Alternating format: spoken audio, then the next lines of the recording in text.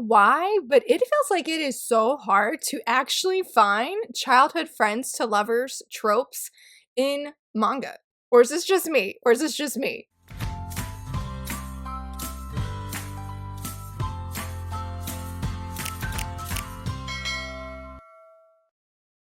Hello, friends. Happy Wednesday. I'm back. I'm so excited. Thank you all so very much for your prayers, your kind words, and just your encouragement, because these past 2 weeks have been so chaotic, and it was really, really hard. I'm not even gonna lie, and I'm very, very grateful to be here, but I'm even more grateful for you guys. Thank you for being such a loving community, and just, you guys are awesome, and I'm very, very thankful for just like all your kind words and your support, and just encouraging me to rest, because it was really hard not being able to come film and just interact and hang out with you guys. So thank you so, so much, and so very grateful to be back filming another Top 5 Wednesday video. I'm very, very excited about this one, but in case if you're not familiar with Top 5 Wednesday, in a nutshell, basically each week or at least hopefully each week, share a prompt and answering that prompt with 5 books, but in this case I do manga to reflect the said prompt. And if you'd like to see next month's prompts, be sure to check out the link down below, because those prompts should be going up later this week. Today's prompt is childhood friends to lovers, and I love this trope. I don't know if I've always loved it, to be honest, not like I disliked it, but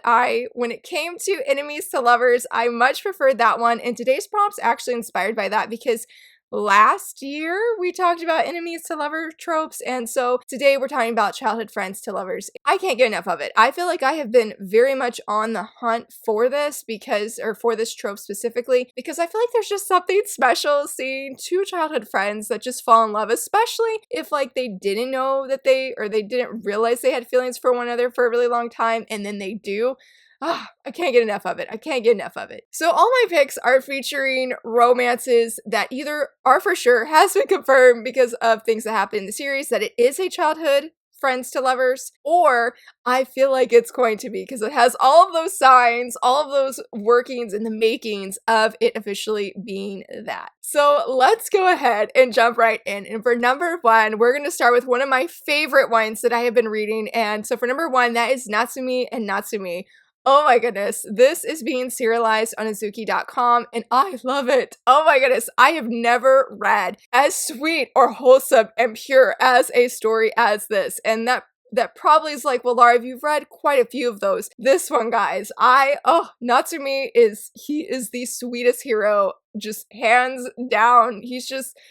Oh, it's hard to put into words how amazing this young hero is. He does not feel that way because he has a very scary, creepy face with a scary smile, and so he feels like everybody's afraid of him, but deep down he desperately just wants to be a hero. He's inspired by his childhood friend whose last name is also Natsumi. I got tongue-tied there for a second. He is very much inspired by her, and he wants to be a hero like her, where she's very brave, she helps other people. But the thing is Natsumi, the male version, or the male the hero, he keeps finding himself being rescued by her because he's like, he'll beat somebody up, but not necessarily because he's a delinquent. He looks like one, but he's not necessarily one, I don't think at all. But he gets like in his head that he needs to like maybe punch this person to help save somebody, or just a variety of things. And so the heroine comes in like, what are you doing? You need to stop this. And so he's wanting, like I said, to be a hero for his childhood friend. And oh my goodness, he is so precious. Like, this is a cinnamon roll character if I have ever seen one. I honestly, as I've read Natsumi, I think there's like 10 chapters at this point. Literally, I feel like I'm just blasted by his kindness. And I'm like, dude, you're just so bright and so sweet and so adorable. The romance is just now picking up, I feel like. Like, it's very obvious that our hero definitely has feelings for our heroine. And I do feel like it's a little bit obvious to the reader that the heroine does have feelings for the hero, but there's not much that's happening just yet. But oh,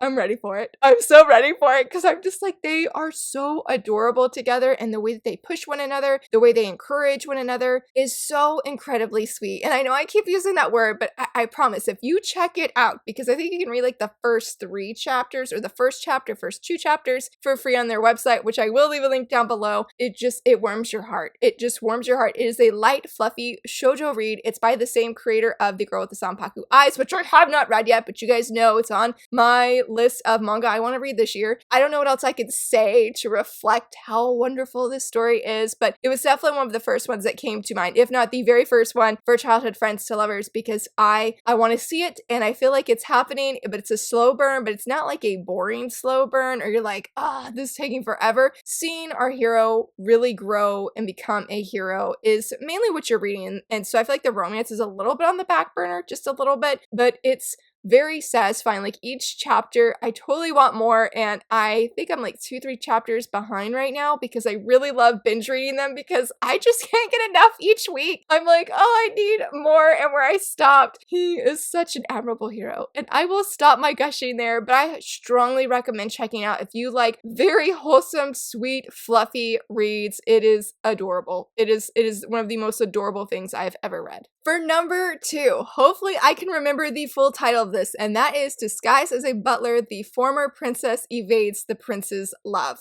Whew, that is a title. So I recently just checked this out. This is being serialized on Komaki, not sure how you say that, but it's being serialized on their website. They just dropped the license announcement last week, I think it was, and I saw it and I was like, oh, okay, I was like, that sounds sort of interesting, like the image looks pretty cute, but then they replied under their tweet announcing it, saying that this is a cute shoujo read, and I was like, okay, I will bite. I binge read like the first 10 chapters in one sitting, used some of my keys to unlock more, or like the further chapters, because I think you can read up to chapter 4, chapter 5. I'm hooked. It is so good. I am not one that's usually up for like when the female has to disguise herself as a guy and she gets close to the said guy. Usually that's not my cup of tea. I have read a few of them, but it's not my favorite trope. But this one, oh man. Oh my goodness. So I'm going to go ahead and call this and say it is going to be a childhood friends to lovers romance, because if it's not, my heart's gonna be broken because I really ship these two. They're super adorable. The story centers around a princess whose name is Lily, and she was best friends with the prince when they were younger. I'm not gonna go into details of what exactly happens, but she finds herself being a butler to the said prince. Where the prince is and the academy that he's at, no females, no women are allowed in this academy. So she is under disguise as a butler serving him, and she's really encouraging and pushing him to find a bride, because the prince actually has to find a bride by like the end of the year or something like that and must be getting married. But all of the candidates of women that are being presented to him like on paper and whatnot, he's just like, no, because he has his heart set on Lily, but he doesn't know that she's the butler. Oh, their shenanigans, and where chapter 10 stopped, oh my goodness, I need answers. It was so good. It's very, very funny. You don't see a lot of romance yet, except for near the end of those chapters. Yes, near the end of those chapters that led me to believe this is going to be a childhood friends to lovers. And I do feel like the image that they have, like the header image on their website, like I'm like they're hugging. He's holding her. That's all the like sign or the clue that I need to hopefully again confirm that this is what I think it is and it fulfills this trope. If it doesn't, I'm going to be so heartbroken because I really, really like him. I need more chapters. In fact, I just saw before filming this video so I can make sure I can say the title right, that there is a new chapter, and I'm just like, yes, using my keys to pay for that chapter to see what happens next, because I'm just so invested, and I love the flashbacks that we've gotten of when they're kids and just how sweet the prince is. Like, I won't say any more about that because there's things that I could actually say and I don't want to actually say them, but it's really good. It's really good. And so I think if you're looking for this trope, obviously, that hopefully it fulfills this, but also a lot of humor and just where the main girl is disguised and what is she going to do, because she is in a huge dilemma by the end of chapter 10, and I just cannot wait to see more of this. Coming in for number 3 for another story that I'm hopeful is going to be a childhood friends to lovers romance. It's still ongoing, so it's up in the air, but I'm pretty sure I'm still hoping for that, and that is No Longer Heroine. I didn't originally have this on my list, but then I read volume 2 last week, and I love this series. Out of everything I own, this is like the most hot mess overdramatic series, and it's so good. I love our heroine, Hattori. Her expressions are gold. They are hilarious. I laugh so much when reading this series. just, oh man, it is so, so good. But in case if you're not familiar with the series, Hattori says that she thinks that she is the heroine in Rita's love story, which is her childhood friend. They grew up together, but lo and behold, she's wrong, because Rita starts dating this one girl. Much to Hattori's surprise, Rita seems pretty serious about this chick, and they've stayed together for a while, and Hattori is pretty heartbroken because she's like, I love Rita, and Rita is the hero in my love story, and I'm the heroine in his love story. And so that pretty much is where things kick off, where she's doing whatever she can to a degree, pretty much with her delusions, that she is going to be his heroine. How to think about how to say that. Oh my goodness. Like, I love Rita and Hattori. I love their friendship, and this volume complicates things like times 10 because we have a new love rival, and I genuinely actually like this love rival, and I feel so conflicted because I feel bad for Rita, because I'm like, man, Rita did not ask for all of Hattori's shenanigans and just her delusions, man. I mean, she's such a teenager, and I feel like it's so, like, some of the things she does is just like, it makes you just want to, like, sort of hide in embarrassment, because I just feel like she's so real, and like Hattori does things that I feel like don't make her the most admirable shoujo hero or heroine, but makes her one of the most relatable, like, deep down. And it's conflicting. It's conflicting. But yeah, with Rita, I just feel bad for him as well, even though I'm like, I really want you to start liking Hattori, because I think it'd be so sweet to see them get together. But at the same time, Rita's girlfriend, they genuinely do make a good couple. It's complicated, guys. It's complicated. I don't want to say too much because I don't want to give spoilers away for this volume. I don't know if that says much about their love story. It's super complicated. It's very dramatic. It's very over the top. There's a lot of ugly crying that happens. And Rita's just this cool guy who I admire, who's really just taking things one day at a time. And I'm like, hopefully with Hattori doing the things that she's doing, but she does have this new plan, and I feel like it's gonna backfire, because I'm like, yeah, that sounds good in a way, but Hattori, it's gonna backfire, because this is Hattori that we're talking about. But I'm hoping that Hattori's plans and the things that she's doing, her actions, don't actually make her friendship sort of disappear with Rita, because that is one of my fears. And I'm like, even if they don't get together by the end of this series, though, that's what deep down, that's what I really do want. I want them to still be really good friends at the same time. So, yeah. I'm not sure what else to say, except for this is a hot mess. So I'm gonna say, I think maybe that this is gonna be a childhood friends to lovers, but it's really up in the air. And so if you need something that's really dramatic and very complicated and funny, definitely check out No Longer Heroine. I am desperate for the third volume. I cannot wait to see the shenanigans that unfold in this series, because I know it's gonna be a hot mess, and I'm all here for it. For number 4, this one is not nearly as complicated to a degree, and I'm gonna say Mission Yozakura Family. Oh my goodness, this one actually is a childhood friends to lovers, and there is some there's small parts, but some very satisfying parts as well for the romance that I really enjoyed. I have not talked much about this on my channel. I'm trying to remember if I talked about this in my January reading wrap-up. If I did, I'll leave a link here, because I'm pretty sure that I did. I was super on the fence with volume 1, but then when I read volume 2, I was really sold. This is a really funny story. It's definitely more action-based, but the romance is there, and that was actually one of the things that sold my husband and ended up selling me, is the childhood romance. It's super cute, very precious, and really have loved seeing the small bits that we get of these two growing together. Almost give away a spoiler, but them growing together as a couple. It's very, very precious. It's definitely something that makes you happy when there's a lot of chaos in this manga, because our main dude, I can't remember his name, Tayo, he gets involved with this family who's a family of spies and assassins, and this brother here, that's her brother, does not like him, and his life's usually on the line all the time, every single day, 24/7, and so it's sort of him learning to be a spy and be a member of this family without losing his life, but also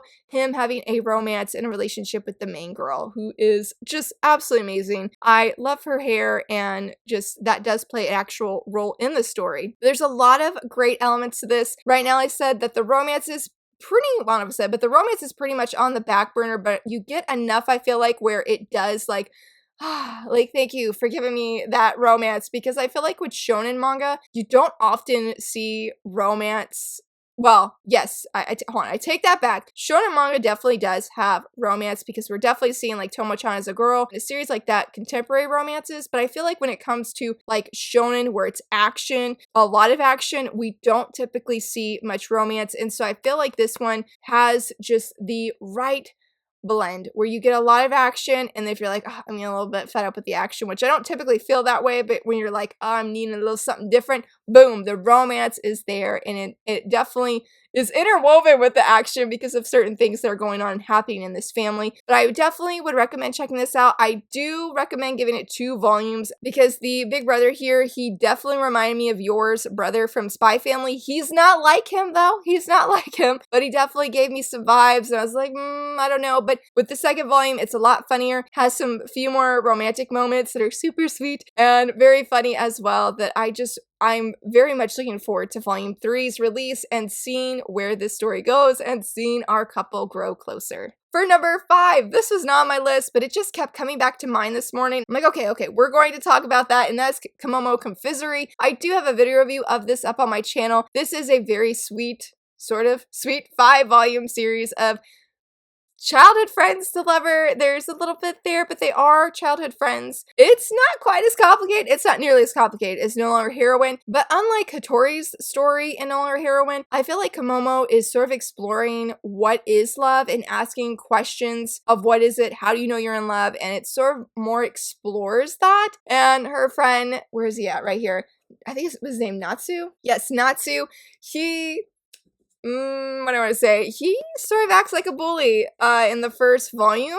And so it's a little bit like, I don't know. It's like where you're like, I'm not sure I want this to be a thing, but I promise it gets sweeter. It gets, I'd say better, but I like the first volume quite a bit, and I like Natsu. Do I agree with all of his actions? No, I do not. No, I do not, but I do like how he is there for Komomo, and I do love seeing how their friendship does gradually change, and them both realize the feelings that they have for the other person. It was definitely very satisfying, and this has a lot of sweet food that is just so delicious looking, and Komomo is queen. I really love her, and just how Natsu encourages her to be herself, the queen that she is. Natsu really, he put up with a lot as a kid, and so I sort of get where he's coming from as a teenager now, and their roles being reversed, because more or less Natsu was sort of like Komomo's servant. He wasn't actually a servant, but she sort of treated him that way. But he made pastries for her family when they were really wealthy, but her father either loses his wealth, or I know he disappears, and Komomo finds herself out on the street, and Natsu takes her in, and he's like, okay, you can work for me. And that's where we sort of see where he's not the most kindest to her because of the things that she made him do. But again, it is a very sweet childhood friends to lovers. I really enjoyed seeing just their romance story unfold and how it had its ups and downs, but I was gonna say the payoff, but that sounds really weird, but the ending was everything minus one thing that I was super hoping for that it would be. I feel like my voice is starting to give out because I haven't talked quite this much the past week. So let's see if I can do this honorable mention. I'll make it short, and that is Yona of the Dawn, because I feel like you can't do childhood friends to lovers without featuring Yona of the Dawn. This is definitely top tier childhood friends to lovers, super slow burn, but when you get it, oh man, it is so good. Seeing the natural progression of Yona start to have feelings for Hawk is very, very good. It's very satisfying, and it's very beautiful. It is a romance that is worth reading. And I will stop there with all my rambles. So excited to be back. I hope that some of these picks interested you. And like I said, hopefully the 3 that aren't official childhood friends lovers, hopefully they definitely become lovers by the end, because that's what I'm wanting for all of them. What are some childhood friends lover romance manga that you have read or that you know of? I would love to hear your recommendations, because I'm always on the lookout for more. And if you enjoyed this video, please give it a thumbs up and subscribe. And thank you so much for watching. Bye!